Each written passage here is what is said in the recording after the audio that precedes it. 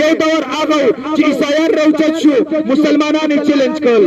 مسلمانانو ته وایي چې مونږ ګورو چې تاسو د قرآن په هغه باندې کتاب دی خو زمونږ کتاب په هغه باندې دی مسلمانان حیران شو چې دوی له به اوس مونږ جواب څه ورکوو د هغه مسلمانانو نه یو کس نوجوان راپاڅېدو رحمت الله کراني صاحب نامه ده هغه ته وایي دغه شانتې مونږ به داسې چل وکړو یو کنده به جوړه کړو په هغې کې به اور بل کړو خلک به راغونډ کړو تاسو به ورته قرآن وغورځوئ مونږ به ورته خپل کتاب وغورځو خو ستاسو قرآن وسوځېدو زمونږ کتاب په حق باندې دی خو زمونږ کتاب وسوځېدو ستاسو کتاب په حق باندې دی رحمت الله کراني صاحب دغه شانتې سوچ وکړو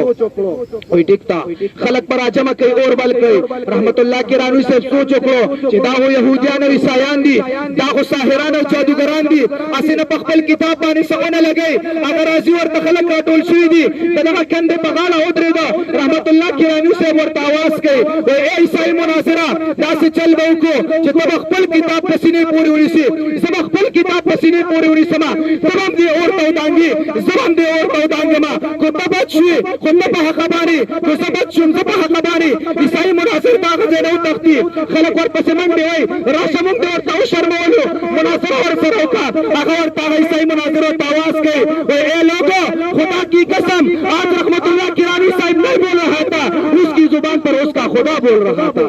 نعرہ تکبیر